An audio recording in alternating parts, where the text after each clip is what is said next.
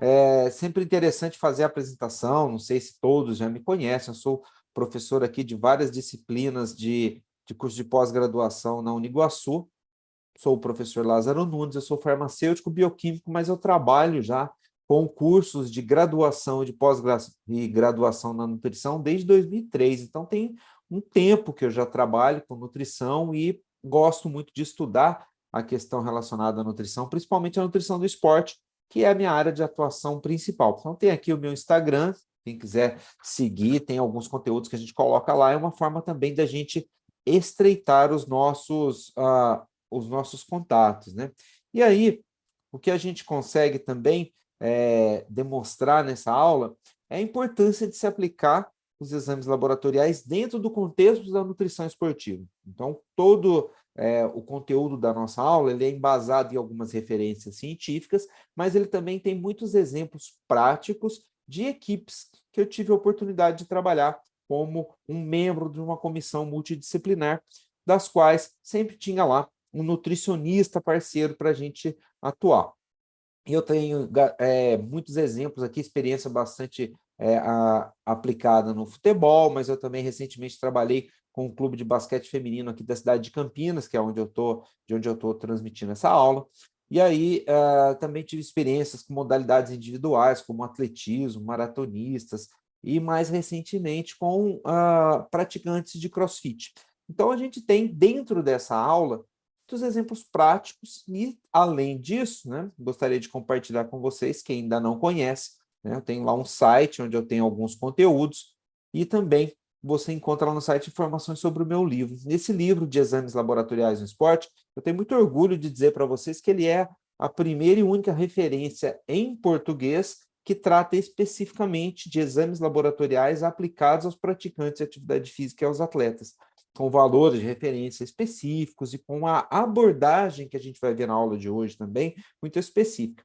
Embora a gente vai tratar na aula de hoje, na aula da próxima semana, de muitos exames, às vezes ficam alguns conteúdos que você tem para ler ali no seu dia a dia, atendendo o seu consultório. E aí, agradeço também ao Cláudio, que comprou, já está sendo encaminhado, Cláudio. E aí, o pessoal que tiver mais interesse, tem lá, direto no link da minha bio, né?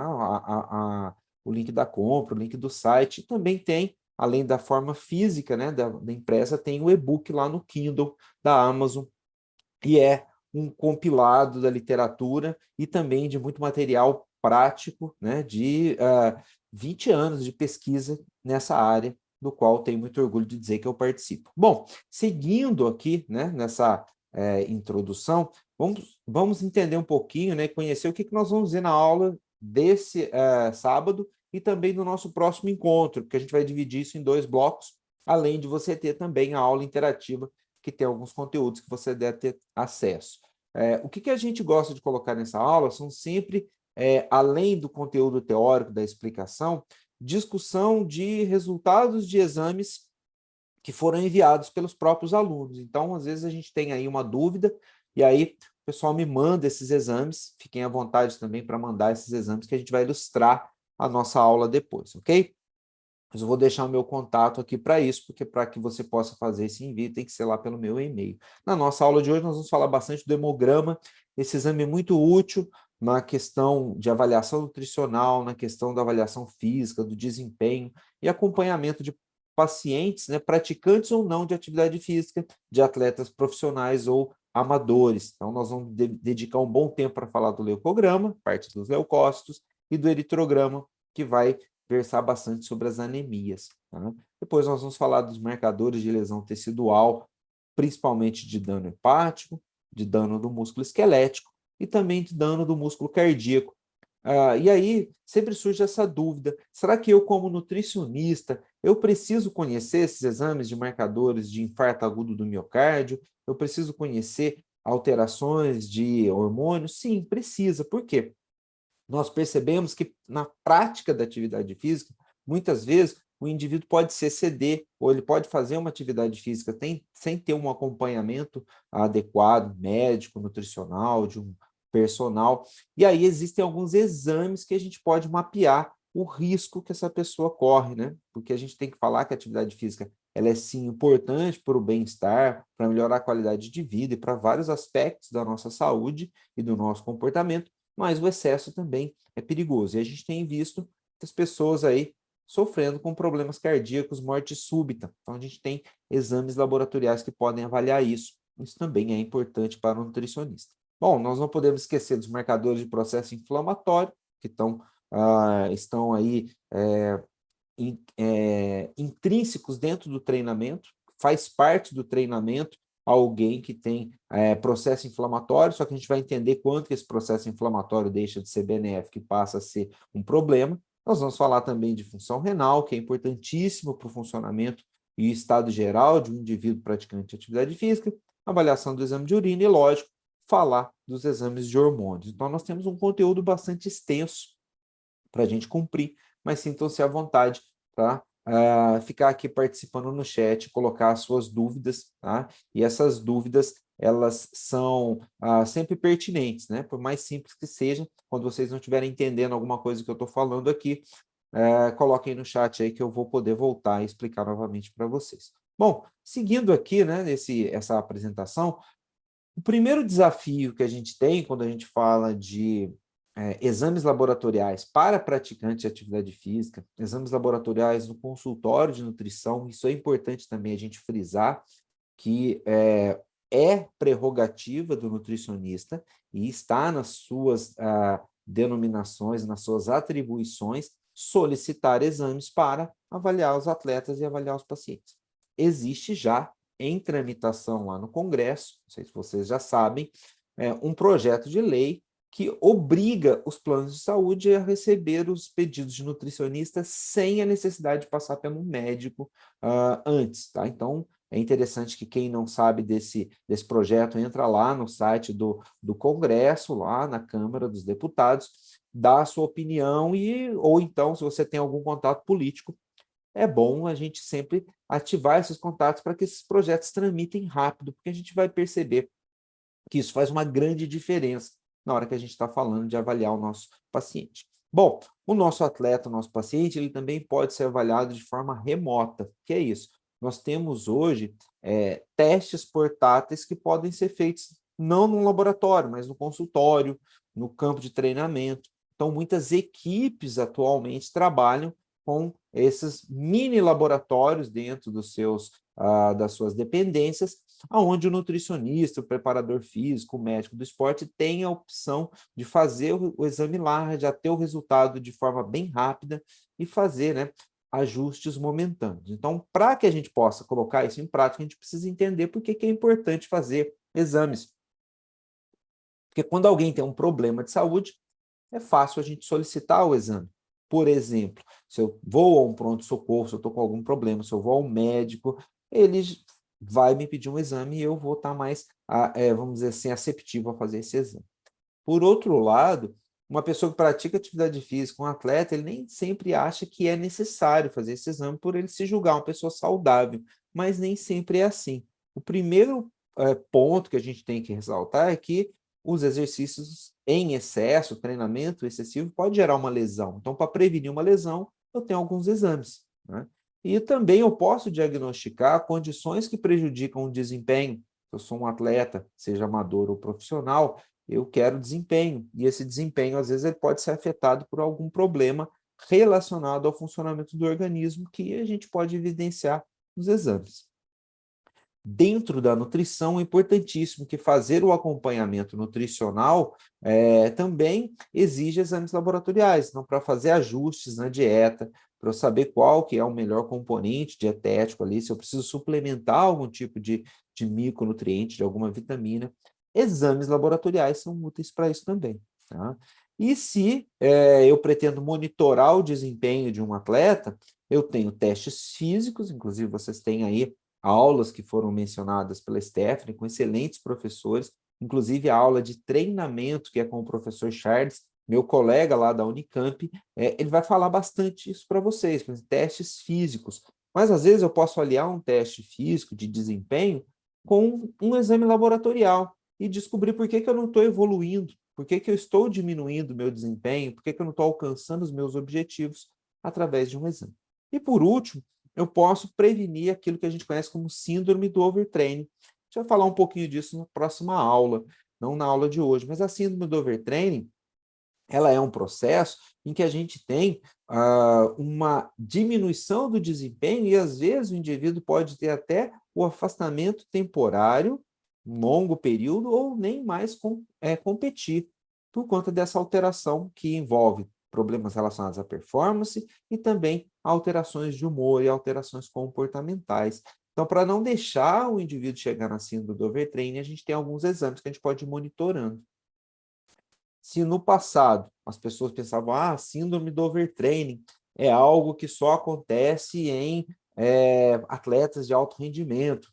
Acontece bastante em atletas de alto rendimento, mas hoje a gente percebe que nas próprias academias a gente já tem observado essas alterações acontecendo. Então, é importante que a gente perceba que os exames eles têm uma ampla gama de funções. Agora, além de convencer a pessoa, né, eu tenho que entender que, como profissional, né, o nutricionista, educador físico, quem está usando esse exame, existem alguns momentos em que eu posso fazer esse exame e existem os exames corretos, porque a gente tem exames que na clínica, né, significam uma coisa, e na avaliação de um praticante de atividade física significam outra, né? Então, a gente vai ver exemplos clássicos disso. Mas eu gosto sempre de colocar aqui alguns dos exames mais utilizados. Não significa que você precisa solicitar todos esses, porque os exames eles têm que ser utilizados junto com uma avaliação, né, uma clínica, uma anamnese, e aí, dependendo de sinais e sintomas, é que você vai evoluir para a solicitação de exames.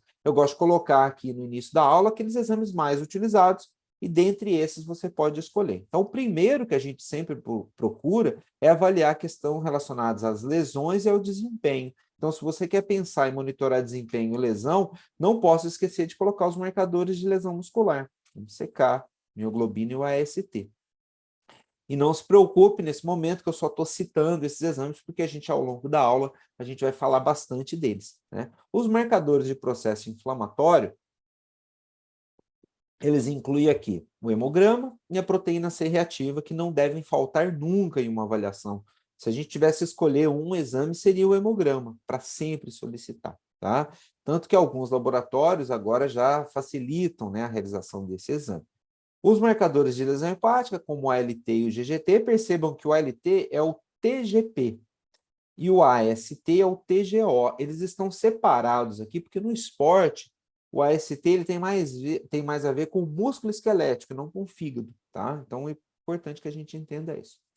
Painel hormonal enxuto aqui, avaliar função da tireoide, cortisol, testosterona e DHEA, a gente vai falar deles na próxima aula.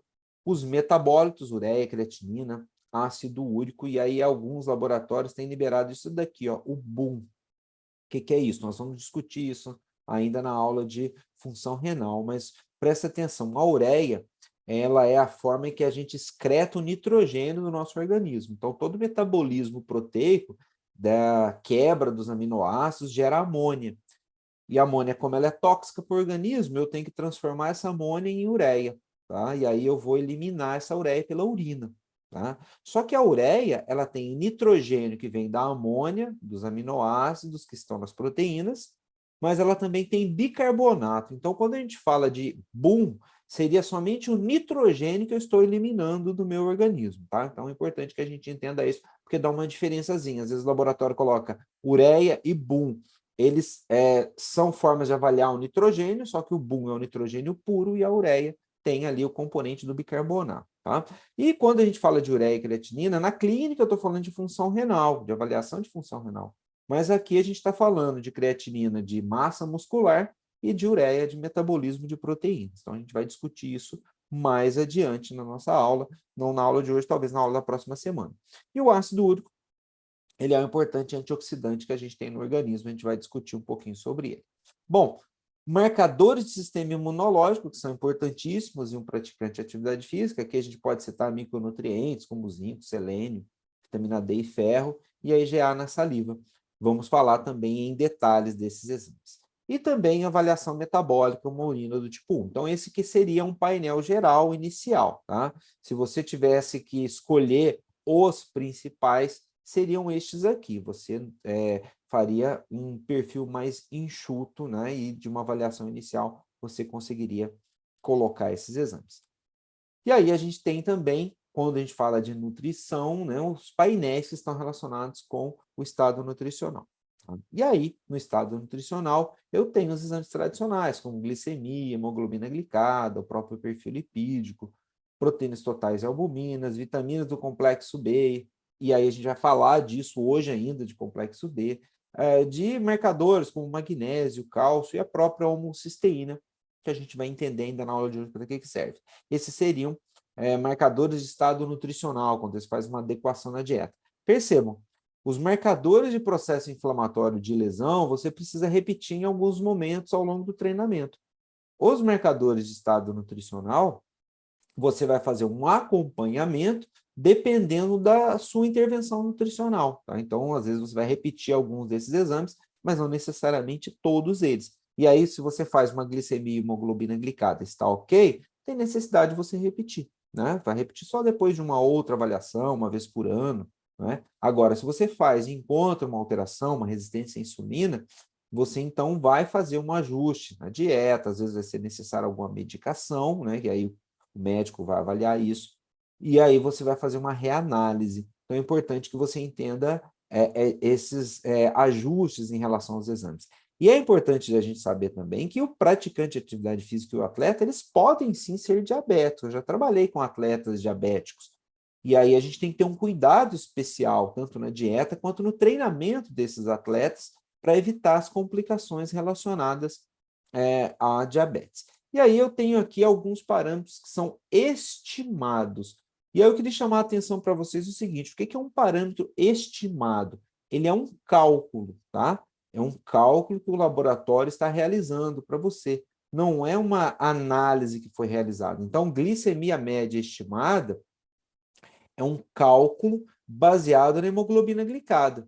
Tá? Então, aqui eu vou colocar até o nosso apontador laser. Ó, a hemoglobina glicada fornece a glicemia média estimada depois. Então, glicemia média estimada é diferente de glicemia de jejum. Tá?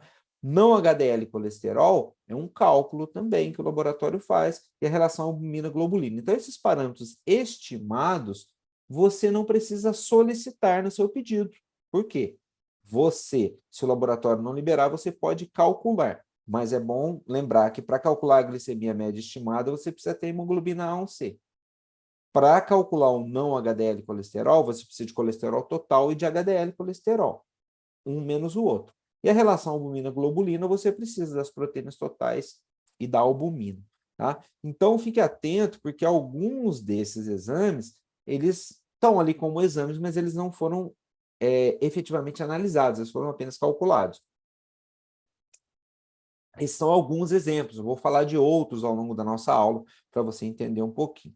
E aí, dentro desse acompanhamento, quando a gente fala, né, quando a gente fala da questão relacionada aos exames, existem, né, modalidades diferentes. A gente vai dividir em dois grandes grupos. A gente fala do endurance e a gente fala do treinamento de força. Mas existem modalidades, como, por exemplo, o CrossFit, que unem os dois, né? Então, a gente chama isso de modalidade acíclica, que talvez você já deve ter ouvido falar nesse termo, tá? Então, o que são os exames específicos de modalidade? Por exemplo, se eu estou falando de modalidade de endurance, eu tenho que ter uma atenção especial à cinética do ferro.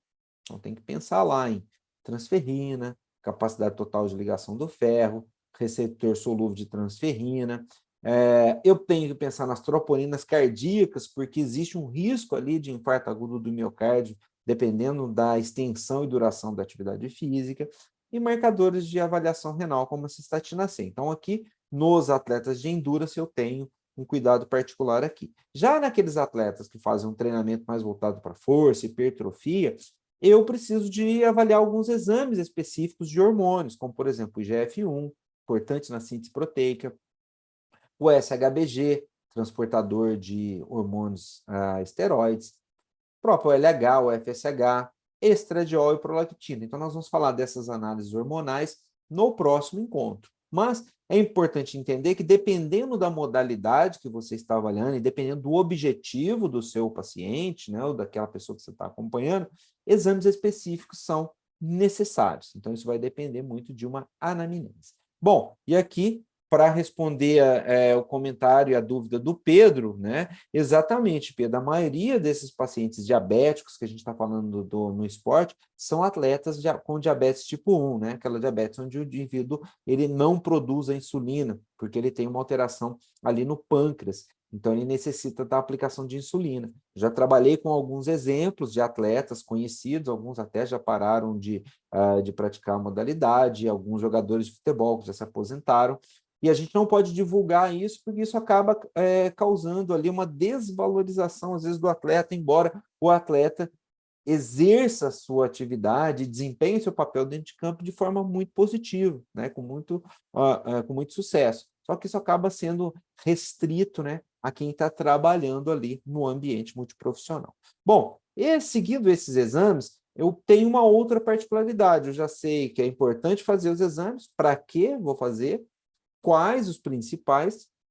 Agora, eu tenho que ter em mente que, para avaliar um atleta, um praticante de atividade física, existem os momentos adequados de se fazer o exame. Então, percebam, não sei se aqui já tem pessoas que trabalham na clínica e estão migrando para a esportiva, ou se tem pessoas que já trabalham com análise de atletas.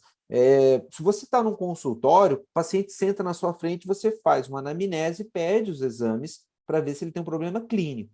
Agora, dentro do esporte, a gente tem um pouco de diferença nessa análise, porque, por exemplo, quando chegam os atletas num clube, ou quando você começa a avaliar um atleta, um praticante de atividade física, você precisa conhecer o momento zero dele. Então, aqui, ó, pré-temporadas de treinos, você vai estabelecer valores basais, que é quando ele começa um ciclo de treinamento. Então, o momento zero, sempre importante você conhecer, né? E as pessoas perguntam assim, professor, exame tem prazo de validade? Não é que o exame tem prazo de validade, ele tem uma utilidade para você conhecer o histórico dessa pessoa, mas os exames eles precisam ser realizados em determinados momentos para você avaliar o estado real daquele cidadão no momento que você está avaliando. Existem alguns exames que podem ter uma variação aí de até 2 a 3 meses, e outros que dizem no momento real, amanhã ou no período da tarde já é outra coisa, tá? Então, fazer sempre na pré-temporada. Início e fim de cada transição de treinamento. Isso aqui é quando a gente muda a frequência ou a carga dos treinos. E as pessoas perguntam, professor, e se eu estou lá na academia? Quando você muda a sua planilha, sua ficha de treinos, talvez você precise fazer alguns marcadores, principalmente os de processo inflamatório e os marcadores de lesão. Início e final de uma temporada competitiva, verificar o antes e depois das férias. Este daqui, para os nutricionistas, é fundamental. Por quê? O atleta sai de férias e ele esquece, né? Treinamento, dieta, às vezes ele não está mais no clube, então volta de um jeito completamente diferente. Então, principalmente aos marcadores de estado nutricional, eles precisam ser avaliados. A gente percebe uma alteração importante de glicemia, perfil lipídico, às vezes de massa muscular, nesses atletas. Então, aqui é importantíssimo fazer esse tipo de avaliação.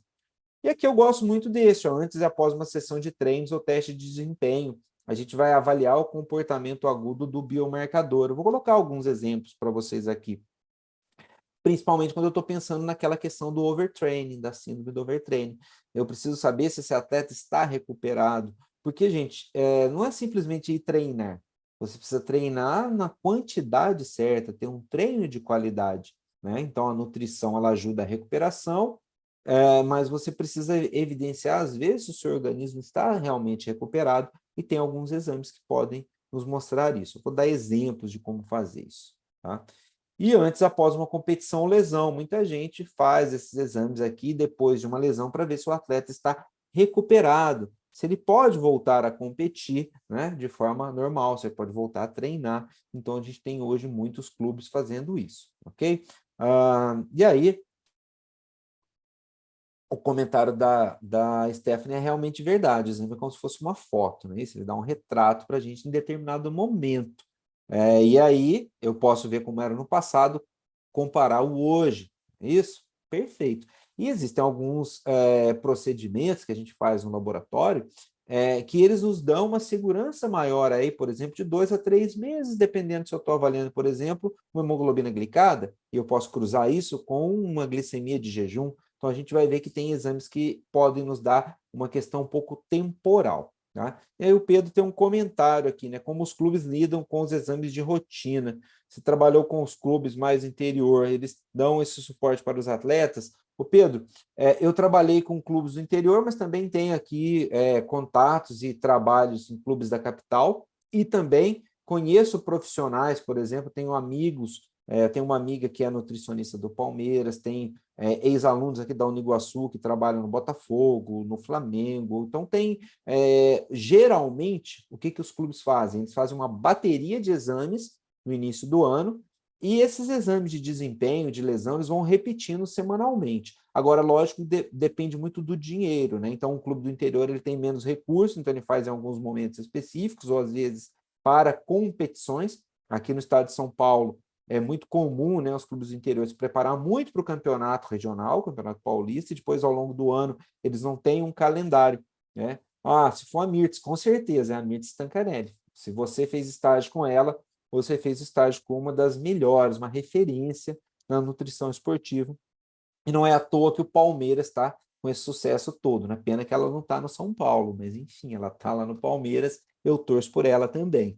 E aí, a Mirt, sim, né? E tem outros nutricionistas de renome no Brasil. Então, o que a gente faz em alguns momentos, monitorar esses parâmetros. Então, os clubes fazem aí. Eu, por exemplo, quando trabalhei em categoria de base, é um pouco diferente do esporte do futebol profissional. Na categoria de base existe uma preocupação com a saúde, né, do atleta ali, do jovem, porque ele é um potencial ativo do clube, né? Então, os clubes europeus hoje vêm aqui, pegam os jogadores muito jovens. Então, tem essa vertente, mas os clubes trabalham, sim, com essa avaliação, e a nutrição tem que estar sempre junto ali. Agora, a parte não tão feliz, né, que quando eu chego no clube, né, às vezes não tem nutricionista lá na equipe, aí a gente tem que convencer as pessoas de que é importante. Então, para vocês também, o que eu gosto de colocar nesses primeiros slides aqui? Tenham esses primeiros slides, né, uma forma de convencer as pessoas da importância do trabalho de vocês, tá? Então, isso é importante aqui, por isso que eu gasto um tempo aqui falando dessa importância, porque isso é como você vai convencer numa apresentação, numa conversa, numa entrevista, da importância do clube ter um nutricionista fazendo exames, tá? Porque isso é custo, né? E os clubes não encaram isso como investimento, né? Muitas vezes eles encaram isso como um custo, mas é muito barato fazer isso, e quem faz isso hoje com muito sucesso tem sucesso, resultado dentro de campo, ok? Bom, seguindo aqui, quando a gente fala da importância de se fazer o exame, a gente viu que é importante quando fazer, quais fazer, né? Agora, para garantir que eu tenha efetivamente o resultado desse exame na minha mão significando alguma coisa, eu tenho algumas recomendações. Eu gosto desse slide, embora esse slide está lá na aula interativa, que vocês já devem ter assistido, eu gosto de reforçar aqui. Seriam pontos importantíssimos de recomendação para ter um bom exame. O que seria um bom exame? Um exame com menos interferência. Porque, embora a gente fale dos exames, e eu sou o profissional que fala de exames há muito tempo, como farmacêutico, eu tenho que dizer para vocês que o exame ele não é infalível, tá? Ele tem falhas que podem acontecer, como tudo na vida, né? Você pode ter uma falha no processo. Às vezes a gente tem que cruzar o exame com a nossa clínica ali, com as queixas do paciente, e também conhecer possíveis falhas que podem estar presentes ali para causar dificuldade na nossa interpretação. Recentemente, eu gosto, não sei se vocês já tiveram aula com o Dr. Márcio Bassi, se ainda vão ter, eu tenho muito contato com ele, e a gente troca ideias ali, que às vezes ele recebe um exame de um paciente que tem uma dúvida, né? E recentemente a gente pegou uma alteração ali, que foi um erro do laboratório, um exame completamente incompatível. E aí a gente pediu para fazer uma revisão nesse exame, ele foi repetido e veio um resultado diferente. Então, sempre que você tiver dúvidas, não fique com medo, com receio, peça para repetir. Só que a dica, repetir o exame tem que ser num laboratório diferente, para você testar isso, se for um problema do laboratório, e nunca dizer lá para a pessoa que você está indo repetir o exame porque deu um exame alterado, porque senão já vão ficar com aquela coisa, olha, vamos ter que fazer alguma coisa próxima aqui para saber se não está errado. Então, sempre tem umas recomendações aqui. O primeiro de tudo é solicitar o teste correto. E para saber qual é o teste correto, essas duas aulas que a gente vai ter, elas são fundamentais. Porque se você está pensando em uma anamnese, ali você tem uma fadiga, você tem um cansaço, uma queixa do seu paciente, você precisa pedir um exame que tenha a ver com a queixa, tá? E isso é importante aqui, a gente vai, espero cumprir com vocês aqui esse tópico. Evitar a atividade física 24 horas antes da coleta, isso aqui é fundamental. Por que isso? Para evitar os efeitos agudos da atividade física, a gente precisa ter uma estabilização dos parâmetros no sangue, né? Para não ter um efeito agudo. Professor, mas eu tenho trabalho com um atleta de triatlon, ele treina 3 períodos dia, todos os dias da semana. Então, você vai fazer sempre o exame no mesmo momento, sempre o mais distante possível que você conseguir, para você fugir dos efeitos agudos. Isso aqui, gente, jejum ideal de 12 horas. É polêmico, porque alguns laboratórios não estão pedindo mais jejum. Mas eu vou dizer para vocês, vamos dar um exemplo, né? Não sei se vocês já passearam ali pela Avenida Paulista, ali no domingo, você vai caminhar ali na Avenida Paulista, tem um campus ali, tem o campus da Uniguaçu ali na Avenida Paulista, um local privilegiado. Aí você sai naquele domingo que você foi lá assistir a aula e sai passeando. Pergunto para você, será que é prudente você sair caminhando ali pela Avenida Paulista, de dia, de tarde, de noite, no meio de semana, expondo o seu celular, fazendo selfies? Você pode fazer isso, mas existe um risco, né, inerente a acontecer alguma coisa com você, então não é prudente. Vai acontecer alguma coisa com você?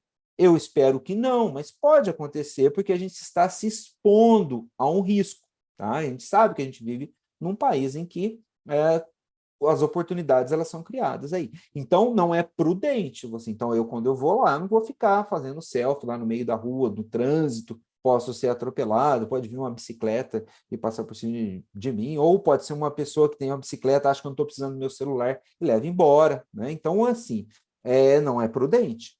A mesma coisa é o jejum. O laboratório faz o exame da pessoa sem jejum? Faz. Mas pode acontecer um problema? Pode. E aí o que vai acontecer? Se a gente for ao laboratório sem jejum, ele colhe o meu exame sem jejum, e eu posso ter um problema ali naquele exame, por causa da ausência do jejum, e o laboratório vai falar assim, olha, a gente falou para você aqui, ó, nessas letrinhas embaixo, que se tivesse um problema, você teria que repetir, e você que vai pagar a repetição. Então, o que eu sempre recomendo é assim, diga para a pessoa, olha, faça o jejum, porque é melhor, né? Você fizer o jejum, não estou dizendo para você não sair com o seu celular no bolso, sai, mas você não precisa ficar expondo ele. Então, aqui o que a gente fala ali do exame, do jejum, você fala assim, professor, o laboratório não pede jejum. Sim, porque ele tem alguns exames que a gente vai ver aqui que são menos afetados pelo jejum, mas tem outros que são bastante, tá? Então, olha só, ingerir bebidas alcoólicas também é importante evitar, principalmente 2 dias antes, porque você vai ter alterações ali, principalmente em exames de função hepática, alterações em micronutrientes, então evite a bebida. E anotar os medicamentos ingeridos. Eu vou passar para vocês na aula de hoje algumas ferramentas que eu acho importantíssimo que vocês tenham. Vocês vão perceber na aula de hoje, quem ainda não foi meu aluno, que eu gosto de passar tudo aquilo que eu uso na minha prática. Não fico aqui escondendo as coisas, isso aqui só eu que tenho. Não. Tem uns sites aí, uns aplicativos que a gente utiliza, que eles são muito úteis para vocês no dia a dia, porque o nutricionista, ele não tem na sua formação assim, um estudo da farmacologia muito amplo e profundo.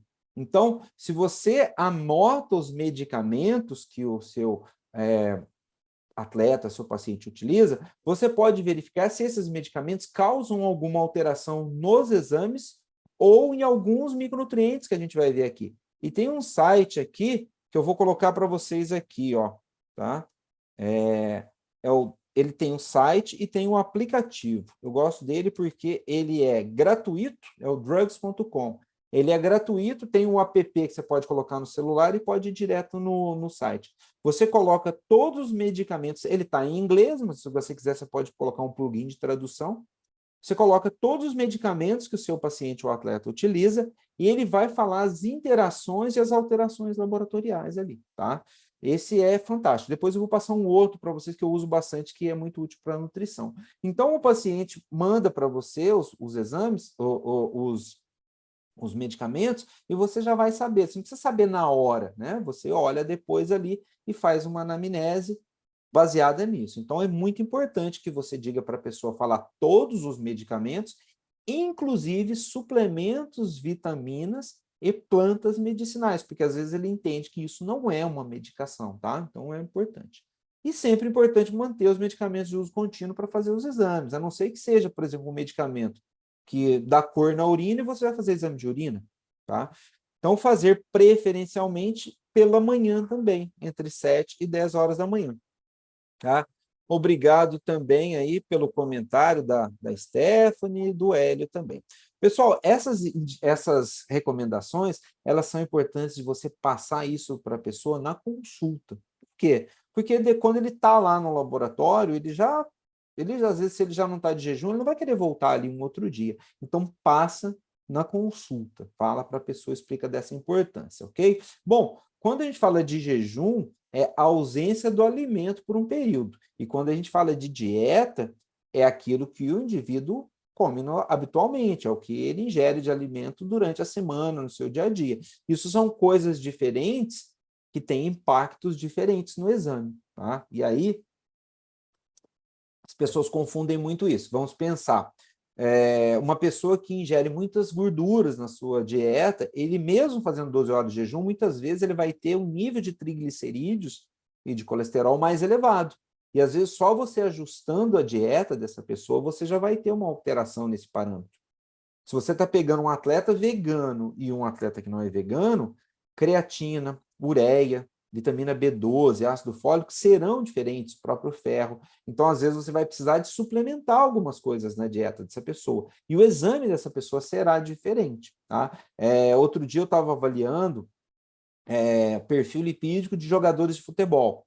E a gente começa a perceber que tem uma alteração muito grande ali de LDL, de colesterol total. E as pessoas ficam preocupadas, professor, será que isso é uma adaptação do exercício? Não, isso é uma questão da dieta mesmo. Então, se você não controla, por exemplo, se o atleta come no clube, ou se ele dá uma escapada ou tem um hábito alimentar diferente, você vai perceber que isso reflete. Então, quando a gente pega assim, rugby, futebol americano, tudo isso tem uma característica de dieta diferente, tá? Então, isso pode mudar um pouco no parâmetro. Então, fiquem atentos à dieta do atleta, da pessoa que você está avaliando, e esses exames. E quando a gente fala do jejum, né, de não ter jejum, olha que importante. Por que é interessante esse período de jejum? Quando a gente fala de absorção de lipídios, a gente vai lembrar dos quilomicrons, né? Os quilomicrons, eles são aqueles lipídios que são empacotados lá, absorvidos no intestino, e eles vão, a gente absorve os lipídios no intestino e forma ali, né, os quilomicrons que são drenados, levados pelos capilares ali até o fígado. E lá no fígado a gente vai formar as VLDLs. As VLDLs, as lipoproteínas que são formadas no fígado, vão para a circulação, distribuir lipídios, formando IDL e VLDL. Tudo isso daqui, ó, é o que a gente chama de não HDL colesterol, que são as partículas aterogênicas. Todas essas lipoproteínas aqui têm um conteúdo de triglicérides. E no caso dos quilomicros, um alto conteúdo de triglicérides. Então, essas 12 horas servem para a gente estabilizar esse conteúdo de triglicérides. Então, se a gente olhar o triglicérides de uma pessoa que está sem jejum comparado com uma pessoa que está de jejum, o triglicérides está ali 25, 30 miligramas por decilitro a mais.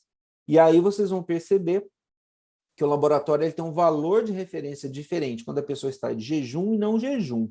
Então, isso é outra coisa que você precisa se atentar. Quando você pegar o perfil lipídico, o laboratório coloca lá valor de referência com jejum e sem jejum. Então, você tem que olhar, o paciente está de jejum? Sim. Então, você compara com o valor de referência de jejum. Não jejum? Então, o outro valor de referência que vai ser analisado.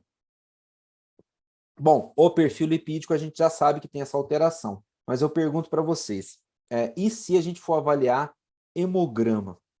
E eu gosto muito de fazer aulas práticas, né? Então, quando a gente tem a possibilidade de fazer aula prática, a gente sempre faz algum componente. E aí eu estava dando aula no curso de nutrição esportiva e as nutricionistas, professor, mas o laboratório faz exame sem jejum. Falei, então vamos fazer uma prática? Vocês vêm aqui de jejum, a gente coleta o sangue, a gente tem a aula normal, vocês vão almoçar, depois do almoço eu vou coletar o sangue de vocês de novo. E aí a gente fez isso para hemograma e também perfil lipídico. E olha que interessante, o hemograma de todas as pessoas que estavam sem jejum tinham aumento de leucócitos, aumento de neutrófilo e aumento de plaqueta. Aí você vai falar assim, professor, aumentou quanto? Em média, 2.000 leucócitos. Mas 2.000 leucócitos na ausência do jejum pode não significar nada para alguém que tem 3, 4.000 leucócitos no sangue, ele não vai passar o valor de referência. Mas uma pessoa que tem 8, 9.000 leucócitos, ele vai ter alteração acima do valor de referência só por não estar de jejum. Então, para o hemograma, o mínimo que a gente tem que ter é 4 horas de jejum. Então, se a pessoa for fazer só hemograma, no mínimo 4 horas, ok? Para que a gente não tenha esse efeito agudo e o efeito da alimentação sobre o hemograma. Bom, é importante que vocês percebam isso. Olha, não fazer jejum pode ter impacto em outros exames que não necessariamente perfil lipídico. Então, por exemplo, glicemia de jejum. O próprio nome já fala, é você ficar sem se alimentar para fazer o exame. Se for alimentado, é glicemia casual. Tá? Teste oral de tolerância à glicose, a curva glicêmica, precisa de jejum. Dosar o hormônio do crescimento, é importante que você faça jejum, porque o alimento ele pode influenciar. Dosar insulina, nem se fala. E o cortisol também, quando feito no plasma, a cortisol livre, ele tem que ter jejum. Então, cada um dos laboratórios define os seus parâmetros. E, às vezes, a gente pensa que o exame vai dar aumentado sempre por causa da ausência do jejum. Não é isso que acontece. Se você pegar o TSH, ele tem valores diminuídos quando a pessoa está sem jejum. Então, se você vê aqui o TSH, tanto de uma pessoa que não tem nenhum problema de tireoide, quanto as pessoas que têm hipotireoidismo, seja subclínico ou o hipotireoidismo real, a gente vai ver que o TSH diminui um pouco. Aí você vai falar assim, nossa, professor, mas de 2,42 para 1,79 é pouca coisa. Você não pode, você tem que tomar cuidado com o número e a unidade. A gente está falando aqui de unidades internacionais, ou seja, 1.000 vezes. E às vezes eu vou ter, né, a unidade mili, é 1.000, micro, mais 3 vezes menos, nano, mais 3 vezes menos. Então, é um valor significativo aqui, ok? Então, fiquem atentos a isso, porque nem tudo que está na ausência do jejum. Tá?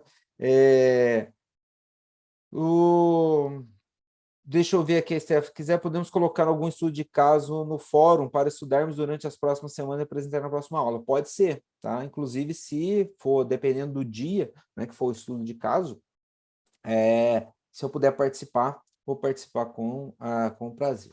Outra coisa que a gente tem de importante aqui é o seguinte, se você vai fazer o exame sem o jejum, às vezes você vai fazer o exame num período fora do período da manhã. E aí você tem que estar ciente do seguinte, entre 7 e 10 horas da manhã, a gente tem um aumento, né, de liberação de ACTH, o hormônio adrenocorticotrófico, que é o principal estimulador de cortisol, só que ele também estimula DHEA e o DHEA sulfato. Qual que é a consequência disso? Quando a gente fala de aldosterona, cortisol, testosterona, todos eles têm valores elevados de manhã comparados com o período da tarde. Com exceção do cortisol, que tem já um valor de referência estabelecido manhã e tarde, os outros não têm. Então, se você vai fazer um exame, por exemplo, de DHEA no período da tarde, sem jejum, ou na hora do almoço, esses valores vão estar menores, não porque a pessoa produz menos, é porque ele tem um ciclo circadiano. Tá? E outra coisa que é importante entender é que o DHEA ele é substrato, ele é base para formar testosterona e estradiol. Então, esses dois hormônios também, no período da tarde, vão estar menores, né? Independente se a pessoa produz menos ou não, porque faz parte do ciclo circadiano. Tá? Então, esse processo, ele é importante porque a gente tem variações cíclicas. desses exames. Então, fiquem atentos. E nem tudo está aumentado de manhã e diminuído à tarde. TSH é o efeito contrário. À tarde ele está mais elevado, em cerca de 50%. Ok?